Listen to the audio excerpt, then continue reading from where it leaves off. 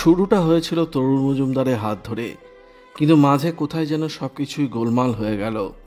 ধীরে ধীরে ইন্ডাস্ট্রি থেকে হারিয়ে গেলেন তিনি। তবে বাংলা সিনেমা বা সিরিয়ালের দর্শকরা তাকে আজও মনে রেখেছে। তিনি সঞ্জীব দাশগুপ্ত।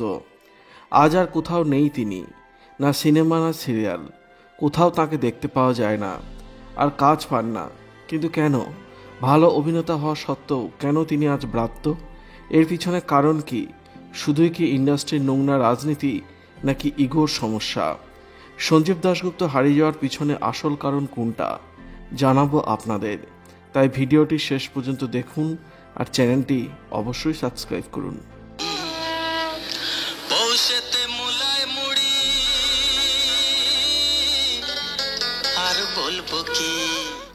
জন্ম এবং বেড়ে ওঠা মহারাষ্ট্রে, তাই বাংলা উচ্চারণের মধ্যে ছিল অবাঙালি সুলভ টান।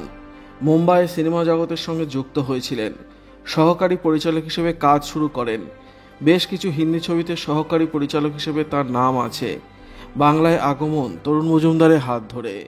সজনী গো সজনী ছবিতে প্রথম নায়ক হিসেবে তরুণ মজুমদার তাপস পালকে পছন্দ করেন, কিন্তু তখন তাপস পাল অনেক বড় স্টার। ডেটের সমস্যা দেখা দেয়। কোনো কথা না বলে তরুণ মজুমদার তাপস পালকে বাদ দিয়ে নতুন মুখের খোঁজ করতে শুরু করেন। অভিনেতা অনুপ কুমার তখন পরিচালক তরুণ মজুমদারকে সঞ্জীব দাশগুপ্তের কথা জানান। বোম্বে থেকে কলকাতায় বাংলা ইন্ডাস্ট্রিতে কাজ করতে আসেন সঞ্জীব দাশগুপ্ত। প্রথম ছবিতেই নায়ক।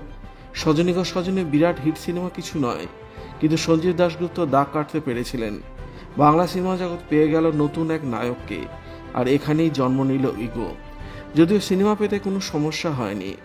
এরপর প্রভাত রায়ের সেদিন চৈত্র মাস, ঋতুপর্ণ ঘোষের দহনের মতো অসংখ্য সাফল্য ছবিতে কাজ করেছেন তিনি।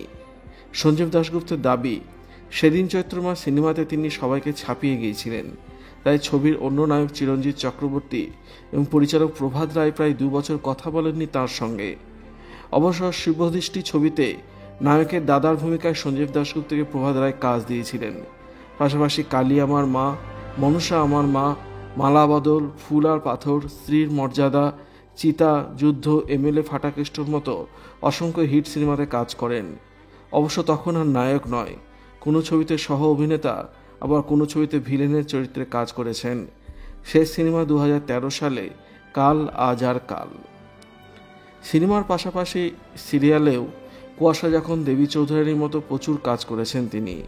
কিন্তু এখন প্রশ্ন হলো, ভালো অভিনেতা হওয়া সত্ত্বেও কেন ইন্ডাস্ট্রিতে টিকতে পারলেন না সঞ্জীব দাশগুপ্ত? এর জন্য ইন্ডাস্ট্রির রাজনীতিকেই দায়ী করেন তিনি।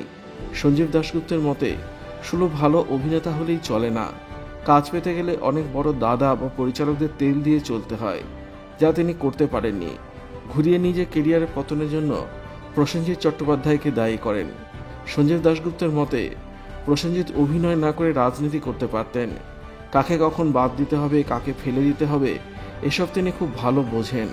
অর্থাৎ রাজনীতি করেই তাকে অনেক সিনেমা থেকে বাদ দিয়ে দেওয়া হয়েছিল। আবার ইন্ডাস্ট্রিতে রটিয়ে দেওয়া হয়েছিল সঞ্জীব দাশগুপ্ত ইগো নিয়ে চলেন, আর সেটাই সর্বনাশের কারণ হয়ে যায়। এখন আর কেউ ডাকে না। বাংলা সিনেমা জগৎ তাকে এক প্রকার ভুলেই গিয়েছে। একসময় অনেক হিট ছবির নায়ক সঞ্জীব দাশগুপ্ত এখন বাড়িতে বসে পুরনো দিনের স্মৃতিচারণ করেন। তবে প্যাশন তিনি ছাড়েননি। আজও ভালো সুযোগের অপেক্ষায় রয়েছেন সঞ্জীব দাশগুপ্ত। ভিডিওটি আপনার কেমন লাগলো কমেন্টের মাধ্যমে লিখে জানাবেন, আর অবশ্যই চ্যানেলটি সাবস্ক্রাইব করবেন। ধন্যবাদ।